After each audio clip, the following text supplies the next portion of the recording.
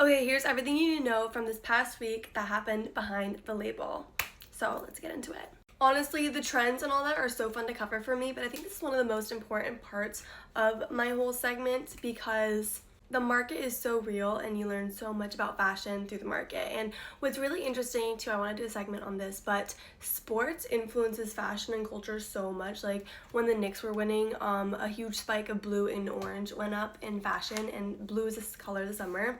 I don't think that's a coincidence. That's a different subject, but anyway, I'm just throwing it out there. So this is always a good segment to watch, even though it's a little more numbery and boring sometimes. It's actually quite fascinating to me, and so definitely stay because we have some juicy details to go over today.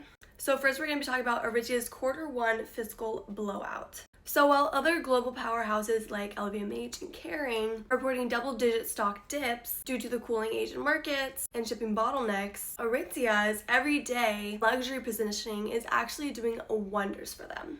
So Aritzia officially reported $953 million in net revenue, which is a massive 43% surge compared to the same period last year. 43% surge.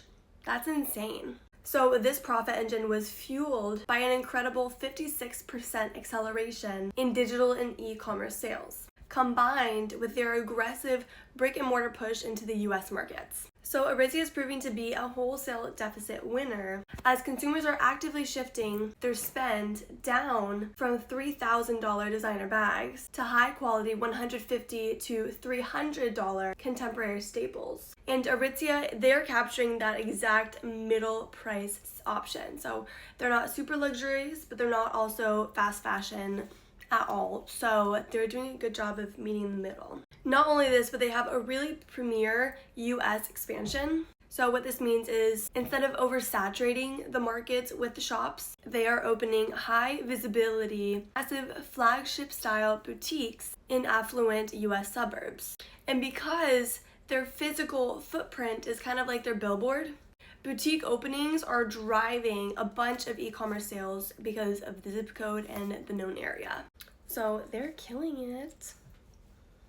Love it. I love Aritzia more than Aloe. Shh, don't tell that to anybody. I just think I like their styles better, so I'm happy for them.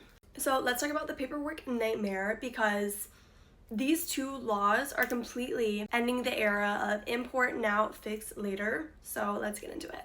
So the California SB 77 was effective July 1st of 2026, and they're using their massive market size to make a shift in global textile transparency. So what the mandate is brands selling any apparel item within the state must maintain unbroken 9-item traceability of their fabric sources. So this is a massive blow to brands who are using cheap textiles from I don't know where. Because if you cannot explain the exact place that you got this textile from, like no matter the blend, you have to know where every single part of it is traced back to, you will face massive state fines and retail bans, which is crazy. And now this is all in an effort to enhance the end-of-life recycling compliance, which I think is good, and I'm going to be interested to see how this works out and see if other states adopt it. Okay, next, the CSPS mandatory e-filing. It was effective on July 8th, and the CPSC stands for Consumer Product Safety Commission. So for years, importers would keep product safety certifications on like PDFs on file and only show them if they were asked.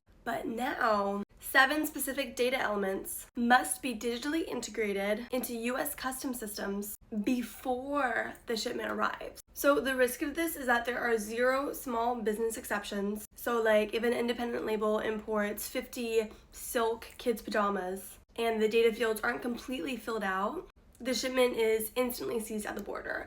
And so not all the time will small businesses have all the hands on deck to really be able to fill out all that paperwork. So that's the only con I see of this. But besides that, I feel like, once again, it's going to be interesting how that goes and whether other states are going to adopt and see if that's a positive or a negative change for business and fashion industry. So anyway, that's interesting. And then lastly, we're going to talk about Reformation and their Wall Street gamble. So Reformation's official S1 filing to go public on the New York Stock Exchange, which is actually so exciting. I'm really happy for them.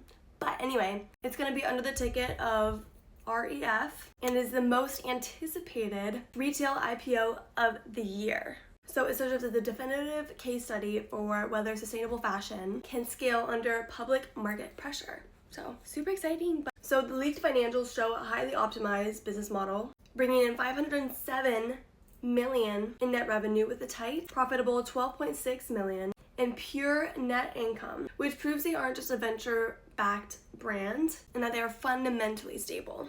So a little bit more about the public market pressure. So once a company does go public, shareholders demand infinite quarter-over-quarter profit margin expansion. And so the major question analysts are asking is whether Reformation can maintain its strict eco certifications and ethical supply chain when forced to scale productions to meet Wall Street's aggressive growth. So super exciting. Thanks for tuning in. That's everything on the market-wise side today. So I hope you enjoyed and learned something.